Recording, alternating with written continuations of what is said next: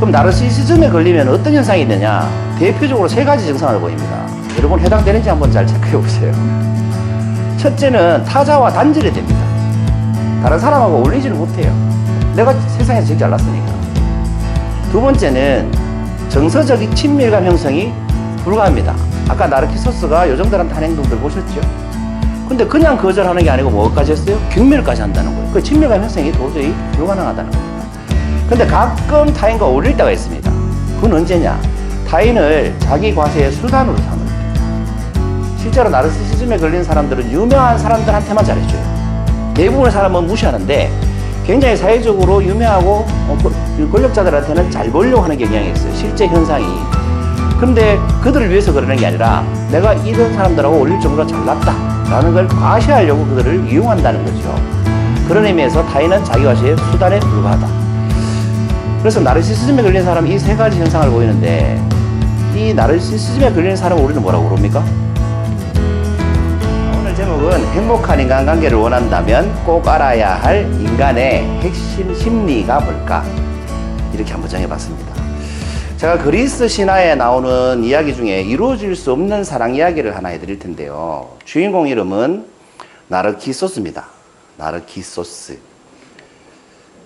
나르키소스는 강의 시인 케피소스하고 물의 요정 리리오페 사이에서 태어났습니다. 강의 시인 케피소스가 리리오페를 겁탈해가지고 생긴 아이가 나르키소스입니다. 근데 리리오페가 이제 임신을 했죠. 아이를 낳았겠죠. 그 나르키소스의 운명이 굉장히 궁금했습니다. 그래서 이제 예언자를 찾아가는데 테레시아스라고 눈먼 예언자를 찾아가서 우리 아들의 운명이 어떻게 될 것인가를 물어봤습니다. 근데 이 테레시아스라는 예언가가 이렇게 예언을 해요. 자기 얼굴을 보지 않으면 오래 살 것이다. 나르키소스가 자기 얼굴을 보게 되면 빨리 죽을 건데 자기 얼굴을 안 보고 살면 오래 살 것이다. 이렇게 애매한 예언을 합니다. 근데 엄마 입장에서 어떻게 하겠어요? 그 리리오페는 나르키소스가 자기 얼굴을 보일 수 있는 환경을 다 없애버립니다. 물도 못 쳐다보게 하고 빛 반사되는 건 하나도 못 보게 그렇게 해서 자기 얼굴을 안 보고 자라게 됩니다. 아주 멋진 청년으로 자라게 되죠.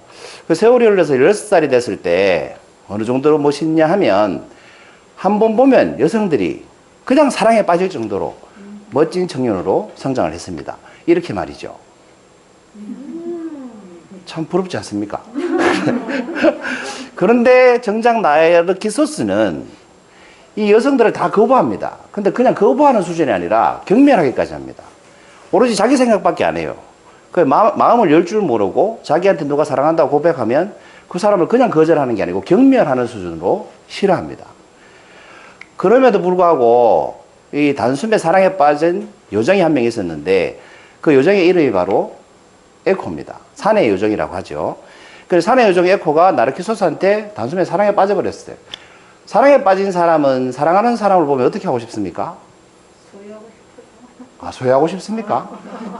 함께 하고 싶어요. 답은 말 걸고 싶지 않습니까? 이렇게 얘기하려고 했는데. 말도 안 걸어보고 소유부터 합니까? 사랑하는 사람을 만나면 일단 말 걸어보고 싶잖아요. 바로 소유 안 되잖아, 그죠? 말을 걸고 싶은데 이 에코는 나르키소스한테 말을 걸 수가 없어요. 왜냐하면 이 헤라 신의 저주를 받았거든요. 헤라는 제우스의 아내죠. 결혼의 신인데 사실은 질투의 화신 비슷한 이미지입니다.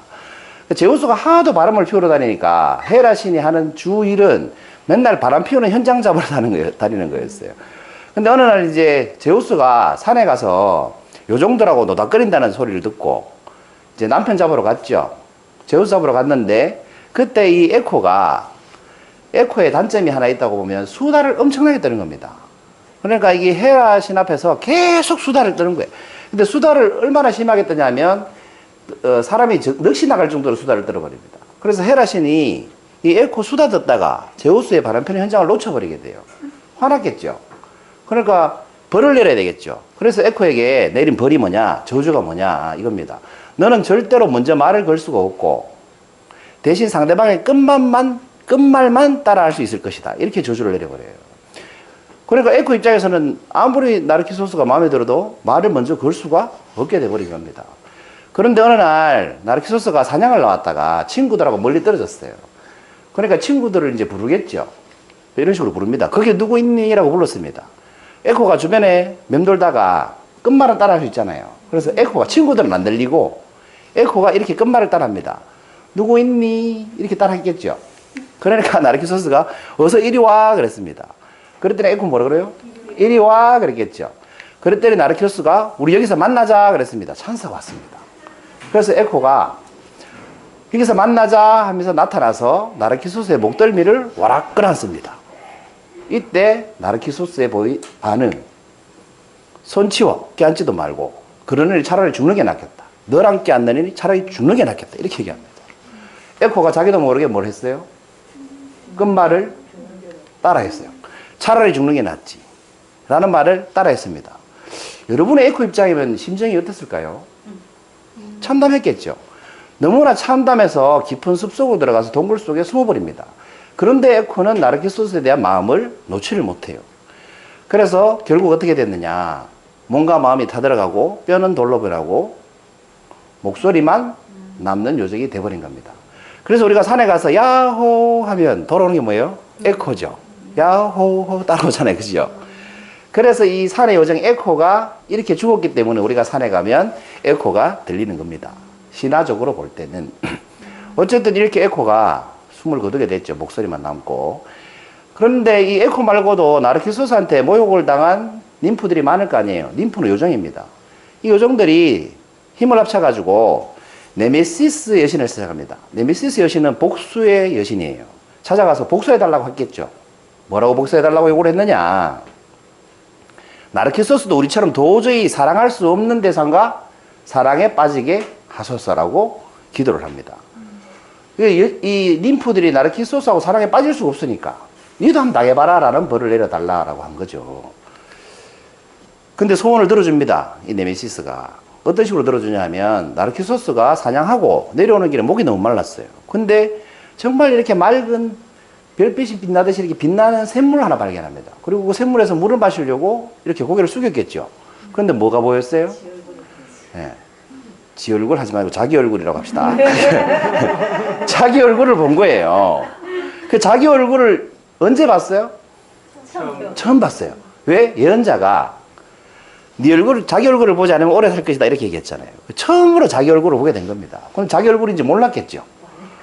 그 자기 얼굴을 보고 감탄을 한 겁니다. 너무 아름답고 매력적이고 잘생기고 사랑스럽고 아무튼 그 순간 사랑에 빠져버리게 됩니다. 근데 이 사랑에 빠진 그 나르키소스가 어떻게 하고 싶어요? 또 소유하고 싶어요. 보이니까 터치하고 싶잖아요. 그 터치하려고 물에 손을 대면 어떻게 돼요? 물결이 일어나면서 그 사랑하는 대상이 사라져 버리는 겁니다. 가슴이 아프죠? 기다리면 또 나타나요. 씩 웃는 표정으로 자기 표정대로 나타나겠죠. 또 안타까운 표정대로. 근데 건드리려고 하면 또 사라집니다. 근데 사랑하니까 곁을 떠날 수가 없습니다. 그래서 나르키소스는 이날부터 먹지도 않고 자지도 않고 계속 물속에 비친 자기 얼굴만 쳐다보다가 결국 에코처럼 말라 죽게 되죠. 이 그림은 이제 니콜라 푸색이라는 사람의 작품인데 해석을 잠깐 해보면 여기 있는 여인이 에코입니다. 바위와 아까 몸은 뭐라고 그랬어요? 뼈가 바위가 됐다 그랬죠. 바위와 한 몸이 된 듯한 에코를 표현했고 오른쪽에 있는 건 사랑의 신 에로스입니다. 횃불 들고 있는 것은 이제 화장할 준비가 됐다. 저승길로 가는 길을 안내한다 이런 뜻입니다. 그러니까 이제 나르키소스가 죽었다는 뜻이죠. 근데 이 나르키소스 머리 주변에 보면 꽃이 있죠, 이렇게. 네, 요 꽃 이름이 바로 수선화입니다. 수선화를 영어로 뭐라고 합니까? 나르키소스다 이렇게 얘기합니다. 그래서 수선화가 나르키소스가 된 겁니다. 나르키소스가 수선화가 된 건가요? 아무튼 그렇게 됐습니다.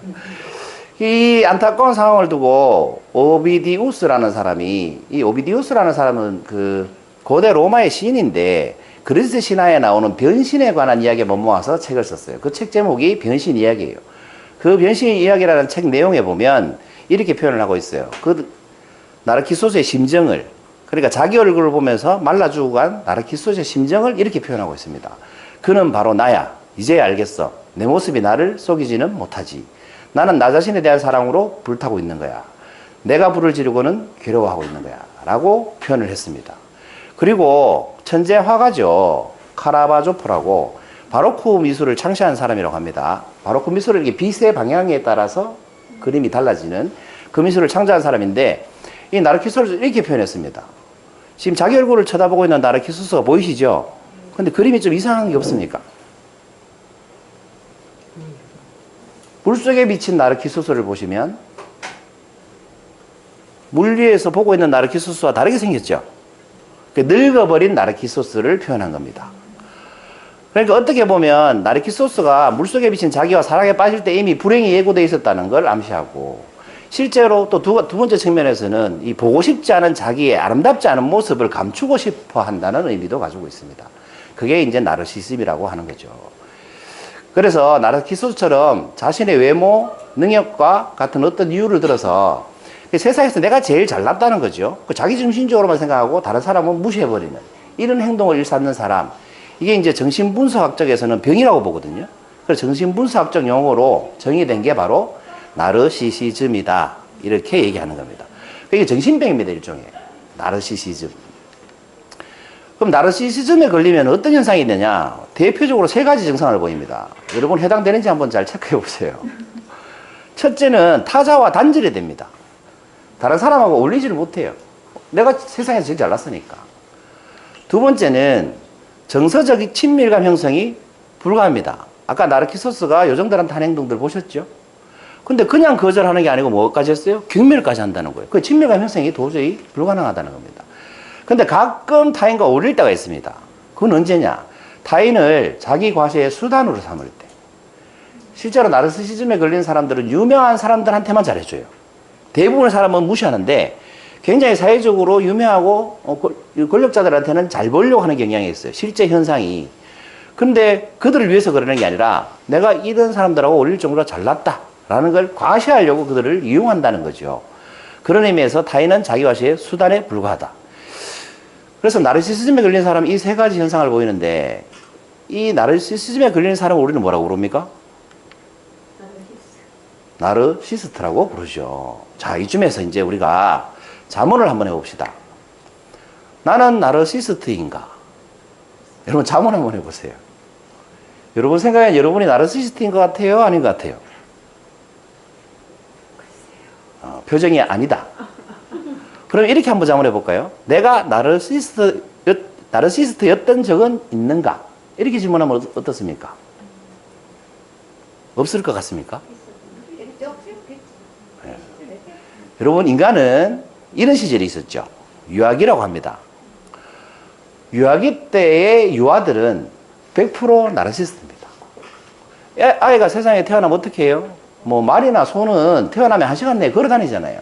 근데 인간은 적어도 얘가 최소한 10년 동안 보호를 받아야 되지 않습니까? 그러니까 애는 태어나면 가만히 누워서 눈만 굴리고 가만히 있죠. 그러면 알아서 주변에 세상이 어떻게 돌아가요? 자기 중심으로 돌아가요. 얘는 울기만 하면 주변에서 해줄 걸 다 해줍니다. 그러니까 얘는 철저하게 나르시스트적인 현상을 보입니다. 유아기 때는. 그럴 수밖에 없는 거죠. 왜? 세상이 나를 중심으로 돌아가니까. 근데 어느 정도 성장하고 나면 갑자기 부모들이 어떻게 해요?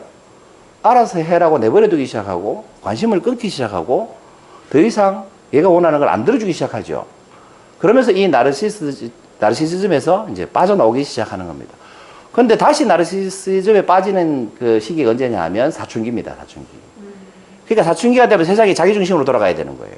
반항하고 왜 내 마음대로 안 해주냐고 따지고 이렇게 되는 겁니다. 어쨌든 우리는 누구나 나르시스트였던 적이 있다는 겁니다. 나르시시즘에 걸리진 않았어도 그런 시기는 누구나 갖고 있다는 거죠. 그러니까 이건 뭐예요? 인간이 가진 본능적 감정인 겁니다. 그래서 오늘 제목이 뭐였습니까? 행복한 인간관계를 원한다면 꼭 알아야 할 인간의 핵심 심리. 뭘까요? 답을 다 알려드렸잖아요. 네, 나르시시즘. 인간은 누구나 나르시시즘적 성향을 가지고 있다. 많이 나타나고 항상 나타나면 병이지만 인간은 누구나 가끔 이런 현상을 보인다는 겁니다. 병적일 정도는 아니지만. 그럼 나르시시즘을 구성하고 있는 두 가지 핵심 키워드가 뭘까요? 네, 맞습니다. 자기애. 두 번째는 다르다는 겁니다. 나는 남다른 사람이야. 뭐 어떤 관점에서 해석하든 자기애가 높고 다르다라고 대접받고 싶어 한다는 거죠. 이게 뭐예요? 인간 본성이라는 겁니다. 왜? 인간은 누구나 나르시스트였던 시기가 있었으니까. 그러니까 나르시시즘적 관점에서 보면 인간 핵심 감정이 나르시시즘이고 그 핵심 감정의 키워드를 보면 자기를 사랑하는 거고 나는 남다르고 싶어 한다는 거죠. 인간 본능이라는 겁니다. 그러니까 인간관계에서 인간이 가장 원하는 세 가지 욕구가 뭐겠어요? 이 핵심 감정을 바탕으로 하겠죠. 핵심 감정이 뭐였습니까? 자기애와 다름을 인정받고 싶은 거잖아요. 그죠? 그래서 3R로 표현을 하는데 어떤 심리학자가 3R로 표현을 하더라고요. 이 3R이 뭐냐면 첫 번째는 recognition입니다. 인정받고 싶어 한다는 거예요. 인간은 누구나. 두 번째는 respect, 존경받고 싶어 한다는 거예요. 존중받거나 존경받거나. 세 번째 R은 reward입니다. 보상받고 싶어 한다는 거죠. 그러니까 인간은 누구나 이 세 가지를 가장 원한다는 겁니다. 인정, 존중, 보상. 반대로 얘기하면 이 세 가지를 받지 못하면 어떻게 돼요? 그 인간관계가 엄청나게 힘들게 느껴진다는 거예요. 그래서 우리 조직생활 하시는 분들한테 가끔 이런 질문을 많이 하거든요. 일을 하시면서 뭐가 제일 힘드십니까? 이직률 1위가 뭡니까? 이런 거 따지잖아요. 그죠? 1위로, 항상 1위로 나오는 게 뭐예요? 인간관계입니다. 구체적으로 얘기하면 직속 상사와의 불화입니다. 근데 어쨌거나 일을 하면서, 조직생활 하면서, 아니면 단체생활을 하면서 가장 힘든 게 뭡니까? 라고 물어보면 1위는 항상 인간관계라는 겁니다. 그럼 이 인간관계가 1위라는 말은 달리 해석해보면 무슨 뜻이에요? 그 인간관계 속에서 인정받지 못했거나 존중받지 못했거나 보상받지 못했을 때 힘듦을 느낀다라는 뜻으로 해석될 수 있죠. 실제 제 경험을 좀 예를 들면 여러분도 이런 경험 있죠? 인정받지 못했거나 존중받지 못했거나 보상받지 못했거나. 제가 어떤 분이 논문을 발표하는데 논문 발표 자료를 만들어 달라고 하더라고요. 이게 제가 만들어 드린 논문 표지입니다. 파워포인트. 그래서 제가 이렇게 만들어 드렸죠. 근데 자기는 자기 이름으로 발표를 하겠죠. 그리고 제가 이렇게 들었는데 다른 사람한테 하는 얘기를 자기가 다 만들었다는 거예요. 제가 다 만들었는데 돈도 안 받았어요. 자기가 다 만들었다는 거예요. 제 세 가지를 동시에 못 받았습니다. 인정받지 못했죠. 존중받지 못했죠. 보상받지 못했어요. 엄청 열받더라고. 그런데 TV에서 무릎팍도사라는 프로그램에 김재동이 출연한 적이 있습니다. 보신 적 있으실 거예요 아마. 이 김재동이 하는 대사 중에 제가 어제 다시 봤거든요. 보니까 이런 대사가 있더라고. 방호전 선생님 덕분에 트리플 크라운의 꿈을 이뤄냈다. 여기서 말하는 트리플 크라운이 뭐냐면 김재동이 원래 대구 사람 아닙니까? 그 방호정 선생님이라는 분을 대학교 1학년 때 처음 찾아갔어요. 그리고 군대 갔다 와서 방호정 선생님 제자로 들어갔어요. 근데 트리플 크라운이 뭐냐면 레크리에이션계에서 트리플 크라운은 과거 우방랜드였던 지금 1인인가요? 이월드입니까? 거기에 MC를 보면 원 크라운. 두 번째 삼성 라이온즈 야구장 있죠? 장내 아나운서라면 투 크라운. 그 다음에 세 번째 모 대학교 축제, 그 K대학교의 그 축제 사회를 보면 트리플 크라운을 달성했다. 그러니까 대구에서 레크리에이션계의 지존이 되려면 이 세 가지를 해야 되거든요. 근데 김재동이 이 세 가지를 다 해냈다는 거 아닙니까? 근데 이 자리를 누가 줬느냐? 방호준 선생님이 준 거예요. 방호준 선생님께서 과거 오방랜드 자기가 MC 하던 걸 김재동에 물려줬습니다. 장래 아나운서 삼성 라이온즈 김재동한테 물려줬습니다. 그 김재동이 누구한테 물려줬냐? 김용일이라는 MC한테 물려줬습니다. 그 김용일이라는 MC가 우리 지식텔러 출신입니다, 여러분. 물려줬습니다. 그 지금 김용일이라는 MC가 하고 있죠. 그 다음에 모대학교의 축제도 그렇게 하게 된 겁니다. 그러니까 무릎팍도사라는 프로그램에 나와서 지금 김재동이 뭐라고 하고 있어요? 방호전 선생님 덕분에 라고 말을 하고 있는 겁니다. 정말 훌륭한 제자 아닙니까? 그리고 그 마지막 부분에 보면 이제 뭐 미래 청첩장을 만드는데 주례는 방호전 선생님이라고 보이시죠? 이렇게 방송에 나오고 나니까 사람들이 어떤 마음을 보여요? 뭐 사회는 이승열 그러니까 아무도 안 찾아. 이승열 누구지 다 아니까. 근데 주례는 방호전 그러니까 사람들이 다 방호전이 누구? 방호전이 누구? 이렇게 된 거예요. 이 얘기를 누구한테 들었느냐 제가 방호전 선생님한테 직접 들었습니다. 이게 우리 한국지휘협회 여러분 네이버 카페가 있거든요. 거기 가면 이 자료가 있는데 제18회 인재 페스티벌 하던 시절이 있었습니다. 우리가 매달 한 번. 날짜를 보시면 2009년이죠. 9년. 이때 방호 선생님이 저희 협회에 강연하러 오셨었어요. 그때 방호 선생님께서 직접 하신 말씀. 또 경험의 발견이라는 제 책에 보면 뒤에 그 추천사에 방호준 선생님이 성함이 있습니다. 저는 방호준 선생님을 개인적으로 고등학교 1학년 때 처음 뵀거든요. 아무튼 이분이 이제 강연하러 오셔가지고 얘기를 하시는데, 그 농담삼아 이렇게 얘기하시대요. 어디 가서 강연을 하면 전부 나보고 김제동 흉내 낸다고 한다고. 사실은 김제동이 자기 흉내를 내고 있는 건데, 예. 이분이 이제 얘기하시는데, 김제동이 방송에 타서 무릎팍도사에 가서 주례는 방우정 이렇게 얘기하는 바람에 네이버 실검을 3일 동안 했다는 거예요. 1일을. 방우정이 누구 이렇게 돼가지고. 그 네이버 실검 1일을 3일 하고 나니까 있지 않습니까? 방우정 표현으로 연봉이 몇 억으로 뛰더랍니다. 몸값이 바로 달라지더라는 겁니다. 그전에는 예를 들어서 뭐 수십만 원을 받고 1시간 강연을 했다면 이 실검 3일 딱 하고 나니까 창으로 뛰더랍니다. 최소 회당. 그러니까 박 선생님이 김제동 덕분에 얼마나 많은 이 도움을 받았습니까? 물론 김제동이 받은 도움이 더 크죠. 근데 어쨌든 이 제자 을이 있지 않습니까? 방송에서 그렇게 얘기한다는 거 사실 쉽지 않은 일이거든요. 근데 저한테도 그런 제자가 한 명 있었어요. 그 당시에. 저도 김제동처럼 방송 타면 방송에 나가서 이렇게 꼭 말을 할게요. 김 소장님 덕분이라고 말할 거예요. 제가 이 자리에 선 이유는 김 소장님 덕분입니다. 라고 말할 겁니다. 라고 한 제자가 있었습니다. 이 제자분도 이제 방송인이었거든요. 근데 제가 이제 이번에 처음 강의를 시작할 단계였어요. 그래서 돈도 안 받고 몇 달 동안 코치를 많이 해줬어요. 그리고 물어보는 것도 많고, 어떤 경우에는 제가 만든 파워포인트 가지고 강의를 나가기도 했어요, 이분이. 그래서 이제 몇 년이 지났죠. 이분도 이제 레크레이션 하던 사람이었는데, 몇 년이 지난 다음에 카톡이 왔어요. 카톡으로 링크가 왔더라고. 방송에서 강의했다고. 보라고. 봤죠? 그리고 이 내용이 보면 꿈을 이루어가는 과정에 대해서 강연을 하는 건데, 제가 어떻게 강사가 됐냐 하면요. 저는 강의를 하려고 마음먹은 다음에 바로 짐 싸서 서울로 갔습니다. 그리고 일주일 배우고 그때부터 강의를 시작했습니다. 이러는 거예요.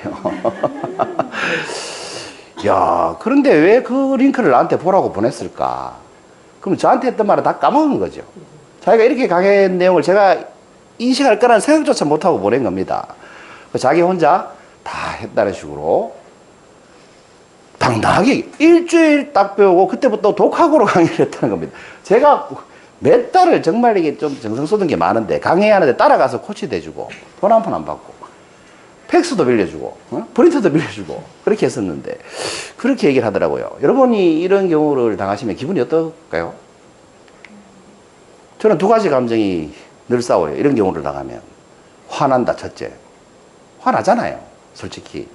두 번째 드는 생각은 내가 참 아주 부족하구나 라는 생각이 들어요.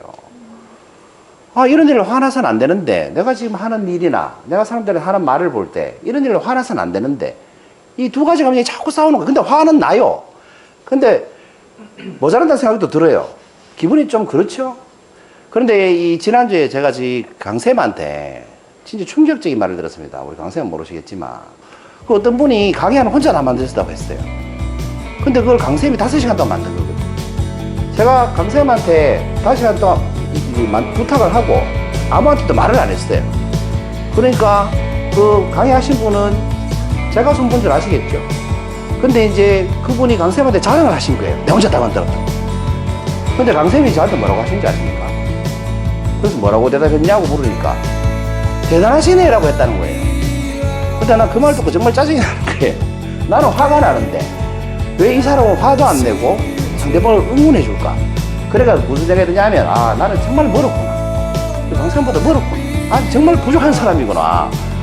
아니, 자세히가 많은 사람도 화가 안 나는데 나는 화가 나니까. 그렇지 않습니까? 근데 내용이 아주 부족하고 이런 생각을 하면서 계속 기분이 안 좋았어요. 그러면서 이제 이 강의안을 만드는 과정에서 좀 깨닫게 됐어요. 아, 이럴 필요가 없다는 걸. 왜냐하면 저는 3R을 얻지 못했으니까 화가 난 거죠. 인정, 예? 존중, 보상을 못 받았잖아요. 화가 나는 게 당연하죠. 근데 이 나르시시즘적 관점에서 보면 인간의 핵심 감정이 뭐라고 했습니까? 자기애. 나는 나를 사랑하고 내가 하는 일에 자부심이 있으니까 화나는 것도 당연하고 모자란다고 느끼는 것도 당연한 감정일 뿐이라는 걸 깨달았습니다. 그래서 지금은 마음이 편안합니다. 이 말씀을 드리는 이유는 사람은 누구나 살다 보면 이런 과정을 겪게 된다는 거죠. 누구나. 뭐 비단 저 얘기가 아니잖아요. 그랬을 때 화가 나는 것도 괜찮다고 받아들이시고 좀 부족하다는 감정도 괜찮다고 받아들이시면 사는 게 그냥 괜찮다는 거죠. 왜? 인간이니까, 나를 사랑하니까 당연히 일어나는 감정일 뿐이다. 겁니다. 여러분 윌리엄 제임스라는 분이 뭐 근대 심리학의 창시자라고 하시는데 이분이 이런 말씀을 하셨어요. 누군가와 갈등이 있을 때마다 관계를 망치게 할 수도 반대로 강화할 수도 있는 하나의 요소가 있다. 그것은 바로 두 글자이다 라고 했어요. 뭘까요? 태도입니다. 태도. 그 갈등이 있을 때 어떤 태도를 보이냐에 따라서 그 인간하고 평생 안 볼 수도 있고 어떤 태도를 보이느냐에 따라서 더 가까워질 수도 있는 게 인간관계라는 겁니다. 여러분 윌리엄 제임스라는 분 들어보셨습니까? 이분이 이 말씀하신 분이에요. 생각이 바뀌면 뭐가 바뀌어요? 행동이 바뀌고 행동이 바뀌면 인생은 좀 이따 바뀌고 습관이 바뀌고 습관이 바뀌면 인생은 좀 이따 바뀝니다. 인격이 바뀌고 인격이 바뀌면 인생이 바뀐다. 세 단계나 건너뛰고 그러면 안 돼요. 다시 정리해 드릴게요. 생각이 바뀌면 행동이 바뀌고 행동이 바뀌면 습관이 바뀌고 습관이 바뀌면 인격이 바뀌고 인격이 바뀌면 인생이 바뀐다 라는 그 유명한 말씀을 하신 분이 바로 윌리엄 제임스입니다. 어쨌거나 인간관계에서 갈등이 생기면 그 관계를 결정짓는 것은 우리의 태도라는 겁니다. 그래서 저는 오늘 마지막 멘트를 이렇게 좀 정리하고 싶습니다. 행복한 인간관계를 만드는 훌륭한 태도 중 하나는 상대방이 자신을 마음껏 사랑할 수 있도록 마음을 담아 행동으로 돕는 것이다. 마지막이 중요합니다. 설령 미움받을지라. 감사합니다.